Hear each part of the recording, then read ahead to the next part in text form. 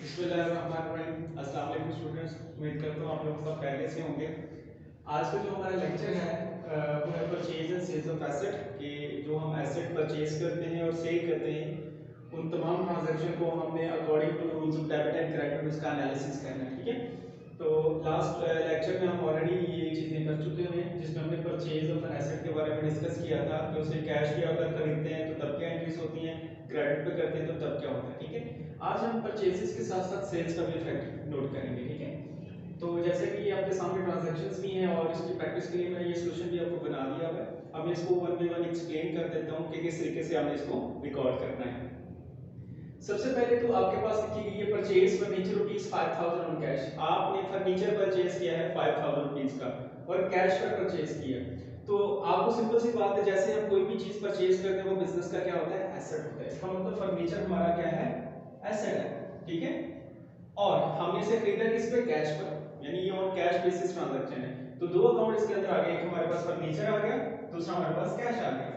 अब फर्नीचर और कैश दोनों एसेट्स हैं, इसलिए हमने नेचर ऑफ अकाउंट्स में दोनों एसेट्स लिख दिया। अब एक एसेट इंक्रीज हो रहा है, फर्नीचर इंक्रीज हो रहा है इसलिए इसे डेबिट कर दिया। कैश हमारा डिक्रीज हो रहा है इसलिए हमने इसे अकॉर्डिंग टू रूल्स क्रेडिट कर दिया। अब ये रीजन हम मेंशन करेंगे इंक्रीज इन एसेट और डिक्रीज इन एसेट, और आगे हम उसकी अमाउंट लिख देंगे 5000। ठीक है, इसी तरीके से सेकंड ट्रांजैक्शन है purchase building rupees 10000 on account. On account का मतलब होता है उधार पे खरीदा है। अब ये चीज हम खरीद रहे हैं, जो भी चीज खरीद रहे हैं वो आपका एसेट है, बिल्डिंग खरीद रहे हैं इसलिए बिल्डिंग लिख दिया। और हमने इसे कैश पे नहीं खरीदा बल्कि उधार पे खरीदा है। अब उधार पे जिससे खरीदा उसका नाम तो मेंशन नहीं है, लेकिन ऑन अकाउंट आ गया। ऑन अकाउंट का मतलब भी उधार ही होता है। जब नाम मेंशन ना हो तो उसकी जगह हम एक लफ्ज लिखते हैं क्रेडिटर। तो क्रेडिटर का लफ्ज जो है ना वो यहाँ पे मेंशन किया जाएगा। अब जब भी चीज उधार पे खरीदते हैं तो याद रखिएगा क्रेडिटर आपकी लायबिलिटी होती है, यानी इसको आपने भी पैसे देने हैं इन फ्यूचर। तो बिलिंग आपका एसेट हो गया और क्रेडिटर आपकी लायबिलिटी हो गई। तो एसेट बिजनेस में इंक्रीज हो रहा है, इंक्रीज इन एसेट क्या हो जाएगा, डेबिट हो जाएगा। क्रेडिटर आपकी लायबिलिटी और इसमें आपकी लायबिलिटी भी इंक्रीज होगी, तो इंक्रीज इन लायबिलिटी क्या हो जाएगी, क्रेडिट हो जाएगी। तो रीजन में हम मेंशन कर देंगे इंक्रीज इन एसेट और इंक्रीज इन लायबिलिटी, और अमाउंट आ जाएगी 10000। इसी तरीके से थर्ड ट्रांजैक्शन, अब देखिए पहले हम चीजों को यानी जो भी हमारा एसेट था उसको परचेज कर रहे थे, अब उन्हीं एसेट को हम सेल करेंगे। तो जब सेल करेंगे तब भी याद रखिएगा नाम मेंशन होगा तो वो एसेट ही होगा, परचेज करेंगे तब भी वो एसेट, सेल करेंगे तब भी वो एसेट। अब यहाँ पे चीज याद रखनी है कि परचेज करने से उस एसेट में इजाफा होता था, सेल करने से उस एसेट में क्या हो जाएगी, कमी हो जाएगी।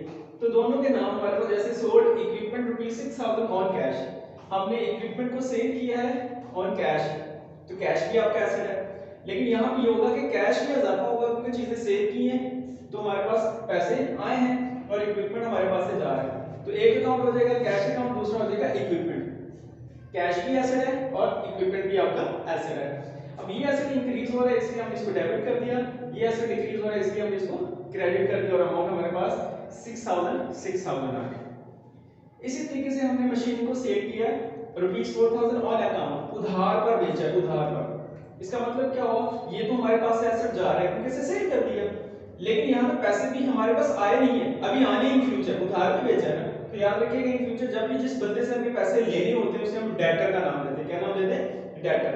डेटर वो पर्सन होता है जिसे आपने उधार पे चीजें बेची होती है, जो आपका कस्टमर होता है और उसे आपने पैसे लेने होते हैं, वो आपका एसेट होता है।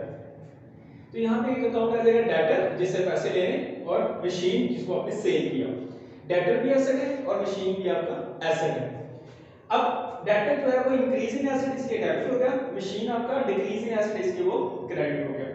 इंक्रीज इन एसेट और डिक्रीज इन एसेट, ठीक है, आगे हम उसकी अमाउंट मेंशन कर दें। अब एक बात याद रखिएगा, एक होता है क्रेडिटर, एक होता है डेटर। क्रेडिटर हमेशा वो पर्सन होता है जिससे आप उधार में चीजें खरीदते हैं, यानी आपका सप्लायर। डेटर वो पर्सन होता है जिसे आप उधार में चीजें बेचते हैं, जिसे हम अपना कस्टमर बोलते हैं। ठीक है, इसके बाद हमारे पास आ जाता है कि purchase goods rupees 8000 on cash. अब यहाँ पे चीज नोट करें, यहाँ पे परचेज बिल्डिंग, परचेज फर्नीचर, यहाँ पे स्पेसिफिक नाम दिया गया है इसलिए हम उसका नाम लिखते थे, तो उसे एसेट कंसीडर करते थे। गुड्स में मतलब होता है अशिया, क्या अशिया हमें नहीं पता, तो हमेशा हम उसके लिए लफ्ज के यूज करेंगे गुड्स। अब गुड्स हमेशा के लिए उन चीजों को कहा जाता है जो बिजनेस में आप बेचने की घर से लेके आते हैं, यानी कि आपका स्टॉक। जैसे मैंने आपको बताया था कि अगर आपकी एक बुक शॉप है तो उसके अंदर आप स्टेशनरी का सामान लाएंगे, बुक स्टॉक भरेंगे, फिर उसको सेल करेंगे, तो ये वो स्टॉक है जिसे आपने बेचने के लिए खरीदा है। अब गुड्स आपने परचेज किए हैं, ऑब्वियसली ये भी आपके एसेट ही बनता है। कैश में खरीदी, ये भी आपके एसेट। गुड्स में इजाफा हो रहा है, कैश में कमी हो रही है, इसलिए गुड्स अकाउंट और कैश अकाउंट। एक और बात याद रखिए, हमेशा याद रखिए, जब भी गुड्स का लफ्ज आ जाए अकाउंटिंग इक्वेशन में तो हम उसे गुड्स ही मेंशन करते थे, लेकिन आम रूटीन में हम आगे फर्दर जाके याद रखिएगा गुड्स के साथ हम लफ्ज लिखेंगे परचेजेस। क्या लिखेंगे? परचेजेस, यानी गुड्स का लफ्ज हम मेंशन नहीं करेंगे, बल्कि क्या लफ्ज लिखेंगे? Purchases account. ठीक है, और परचेज आपका एक्सपेंस होता है, गुड्स आपका एसेट। एक्सपेंस और एसेट का रूल दोनों का सेम होता है। एसेट भी इंक्रीज हो रहा है, एक्सपेंस भी इंक्रीज हो रहा है, तो ये डेबिट हो जाएगा, इंक्रीज इन एसेट और इंक्रीज इन एक्सपेंस। हमेशा याद रखिएगा, हमने जब एनालिसिस करना है rules of debit and credit के तहत, तो हमने गुड्स नहीं लिखना, बल्कि क्या लिखना? उसकी जगह परचेज। यहां पे मैंने दोनों मेंशन कर दिया ताकि आप क्लियर कर लें दोनों पॉइंट्स को। तो परचेजेस अकाउंट हमारा डेबिट हो जाएगा और कैश हमारा क्रेडिट हो जाएगा, क्योंकि डिक्रीजिंग एसेट। इसी तरीके से हमने यहां पे गुड्स को सेल किया। जब हम गुड्स को सेल कर रहे हैं तो इसका मतलब क्या? वो चीजें जिनको बेच के अपने पैसे कमा रहे हैं। अब कैश इसके बदले में है, चीजें सेल करेंगे, गुड्स में कमी होगी, कैश में इजाफा होगा। कैश अकाउंट होगा, दूसरा गुड्स होगा। अब कैश एसेट है, गुड्स भी एसेट है, एसेट इंक्रीज हो रहा है, गुड्स डिक्रीज हो रहा है। लेकिन मैंने आपको बोला था जब भी गुड्स का लफ्ज आ जाए तो याद रखिएगा, जब भी उसके साथ परचेज गुड्स होगा तो परचेजेस लिखने हैं, सोल्ड गुड्स होगा तो हमेशा आपने सेल्स लिखना है। और सेल्स आपकी इनकम होती है। सेल्स आपकी क्या होती है? इनकम। और इनकम का यहाँ पे रूल हमारा इंक्रीज इन इनकम हमेशा क्रेडिट होती है। ठीक है, इसकी फर्दर मैं आपको नेक्स्ट लेक्चर में प्रैक्टिस करवाऊंगा और ज्यादा अच्छे तरीके से क्लियर करवाऊंगा कि गुड्स क्यों नहीं लिखना और हमने परचेजेस ही क्यों लिखना है, और गुड्स की जगह सेल्स क्यों, गुड्स क्यों नहीं लिखना और सेल्स ही क्यों लिखना है। ठीक है, लेकिन बेसिकली अभी हम जो रूल्स को फॉलो कर रहे हैं वो एसेट्स यानी हमारे परचेज और सेल्स के रूल थे, यानी एक दफा हम एसेट परचेज करेंगे उसी की तरह एज हम उसको सेल भी कर देंगे। ठीक है, तो होप सो कि ये आपको लेक्चर समझ आया होगा। इंशाल्लाह नेक्स्ट लेक्चर में हम अपनी क्रेडिट वाली ट्रांजैक्शंस और उनकी पेमेंट्स यानी पेड टू सप्लायर और paid to receive from debtors की एंट्री करेंगे, उसका इफेक्ट चेक करेंगे फिर इंशाल्लाह नेक्स्ट लेक्चर में। जैसे कि हमने लास्ट ट्रांजैक्शन में डिस्कस ये किया था कि हमने फर्नीचर को परचेज किया था कैश पर, उसकी हमने एंट्री कर दी थी ट्रांजैक्शन का एनालिसिस करके। फिर बिल्डिंग को परचेज किया था 10,000 का ऑन क्रेडिट, यानी हमने जो परचेज किया था, यहाँ पे लफ्ज याद रखना है आपने, ऑन क्रेडिट, यानी हमने इसको खरीदा था उधार पर। ठीक है, तो इसकी एंट्री कर दी थी हमने बिल्डिंग अकाउंट क्रेडिटर। क्रेडिटर उस पर्सन को कहा जाता है जैसे हमने उधार पे चीजें खरीदी हैं। ठीक है, सोल्ड इक्विपमेंट, ये कैश पर थी इसलिए कैश अकाउंट इक्विपमेंट, यानी एक हम ट्रांजैक्शन कैश की कर रहे हैं और एक क्रेडिट की कर रहे हैं। इसी तरीके से ये भी हमारे पास एक हमने ट्रांजैक्शन सेल की कैश पर की है और sold machine rupees 4,000 on account, ये भी उधार पर, यानी हमने इसको उधार पर सेल किया।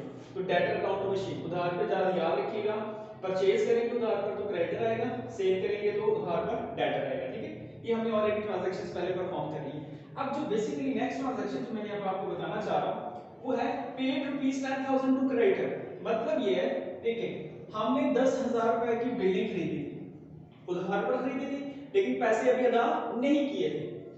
अब वही पेमेंट जो हमने 10,000 की अदा करनी थी इस ट्रांजैक्शन में हम वो अदा कर रहे हैं, यानी पेड रुपीस 10,000 टू क्रेडिटर, यानी क्रेडिटर को जो 10,000 की हमारी लायबिलिटी थी, क्रेडिटर हमारी लायबिलिटी थी ना जो भी हमने अदा करी, वो लायबिलिटी अब हमने अदा कर दी, पेमेंट अदा कर दी। इसका मतलब क्या हुआ कि जब हमने उधार की चीजें खरीदी थी तो लायबिलिटी में इजाफा हुआ, अब जब हमने उसके पैसे दे दिए तो लायबिलिटी में क्या हो जाएगी? कमी होगी। अब क्रेडिटर को हमने पैसे दिए, किस फॉर्म में दिए? कैश की फॉर्म में। इसका मतलब यहाँ पे दो अकाउंट आ जाएंगे, एक तो आपके पास आ जाएगा क्रेडिटर क्योंकि उसको हम पैसे दे रहे हैं, और दूसरा हमारे पास आ जाएगा कैश अकाउंट। क्रेडिटर हमारी लायबिलिटी थी, क्रेडिटर जब भी आएगा हम इसको लायबिलिटी ही मेंशन करेंगे, और कैश हमारा क्या है? एसेट है। अब यहां पे रूल ये है कि यहां पे क्रेडिटर हमारा इंक्रीज हो रहा था और इंक्रीज से लायबिलिटी क्रेडिट होती थी, लेकिन यहां पे हमने इसको पेमेंट कर दी है, पैसे दे दिए, तो यहां पे हमारी लायबिलिटी क्या हो जाएगी? डिक्रीज। तो इसका मतलब डिक्रीज इन लायबिलिटी हमेशा रूल के मुताबिक क्या होती है? डेबिट।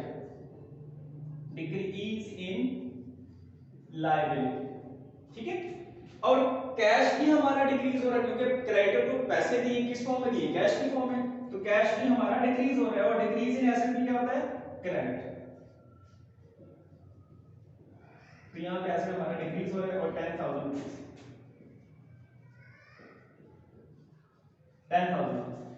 कहने का मतलब ये है कि वो लायबिलिटी जो हमारी ट्रांजैक्शन नंबर सेकंड में इंक्रीज हुई थी जब बिल्डिंग हमने उसे खरीदी थी उधार पे, तो लायबिलिटी में इजाफा हुआ। नंबर 5 ट्रांजैक्शन में जाकर हमने इसको पैसे दे दिए, तो क्रेडिटर को हम क्या कर देंगे? डेबिट करने की और कैश को हम क्रेडिट करने की। क्रेडिटर हमारी लायबिलिटी ही है, लेकिन यहाँ पे डिक्रीज इन लायबिलिटी क्या शो होगी, डिक्रीज इन लायबिलिटी डेबिट, और कैश हमारा एसेट है, कैश की फॉर्म में पे किया, तो डिक्रीज इन एसेट हमारा क्रेडिट। तो यहाँ पे हमारी लायबिलिटी को हमने पे ऑफ कर दिया। ठीक हो गया। अब इसी तरीके से हम यहाँ पे देखते हैं, इस ट्रांजैक्शन में हमने मशीन को बेचा था उधार में, तो इसका मतलब क्या हुआ, चीज बेची तो पैसे हमने वसूल करने, तो यहाँ पे भी हमने पैसे लेने थे, पैसे लिए नहीं। अब यहाँ पे देखिएगा, रिसीव्ड रुपीस 4000 फ्रॉम डेटर, यानी जिस बंदे को हमने उधार में चीज मशीन बेची थी वो हमारा डेटर बन गया था और उससे भी पैसे लेने थे। अब हमने उसे पैसे वसूल कर लिए, रिसीव। इसका मतलब डेटर पहले इंक्रीज हुआ था, अब जब पैसे ले लेंगे तो डेटर का हो जाएगा डिक्रीज। तो यहाँ पे फिर अगेन दो अकाउंट ही होगा, आपको एक तो होगा कैश क्योंकि पैसे मिल गए तो कैश में इजाफा हो जाएगा, और डेटर भी आपका ऐसा, लेकिन इसमें क्या हो जाएगी, कमी। यहां पे इजाफा हुआ था क्योंकि अभी पैसे ले लेते, जब पैसे ले लिए तो उसमें कमी हो जाएगी। अब कैश भी आपका एसेट है और डेटर भी आपका एसेट है। अब कैश एसेट इंक्रीज हो रहा है इसलिए हम इसको डेबिट करेंगे, और डेटर एसेट डिक्रीज हो रहा है इसलिए हम इसको क्रेडिट करेंगे। यहां पे हम लिख देंगे इंक्रीज इन एसेट और डिक्रीज इन एसेट ₹4000। ठीक है, यानी ये दो ट्रांजैक्शन में आपको इसमें समझाना चाह रहा था कि जैसे ही हम किसी से कोई चीज उधार पे खरीदते हैं तो बाद में हम उसको पैसे भी देते हैं, जब पैसे देते हैं तो इस तरीके से हम फॉर्मेट में मेंशन करें, यानी क्रेडिटर और कैश। क्रेडिटर हमारी डिक्रीज इन लायबिलिटी और कैश हमारा डिक्रीज इन एसेट। और जब हमने किसी से उधार चीजें सेल की होती है, उससे पैसे लेने होते हैं, तो हमारा डेटर, तो डेटर कन्वर्ट हो जाएगा कैश की फॉर्म में, तो कैश इंक्रीज हो जाएगा और डेटर क्या हो जाएगा, डिक्रीज हो जाएगा। ठीक है, तो ये दोनों रूल्स मैंने आपको बता दिए। तो हमेशा याद रखना है कि जब भी आप उधार पे चीजें खरीदते हैं तो हमेशा आपकी लायबिलिटी आती है। उधार पे चीजें खरीदने में हमेशा कौन सी चीज आती है आपकी, लायबिलिटी। ठीक है, और याद रखिए लायबिलिटी का नाम होता है क्रेडिटर, जिसको पैसे देने होते हैं। और जब भी आपने उधार पे चीजें सेल की होती हैं तो हमेशा याद रखिएगा आपका एसेट आता है और उस एसेट का नाम होता है डेटर। ठीक हो गया, तो याद रखना है क्रेडिटर हमेशा इंक्रीज भी होता है और डिक्रीज भी होता है, डेटर इंक्रीज भी होता है और डिक्रीज भी होता है। फर्क बस ये है, क्रेडिटर जब भी इंक्रीज होगा तो वो क्रेडिट साइड पे लिखा जाएगा और डिक्रीज होगा तो डेबिट साइड पे लिखा जाएगा।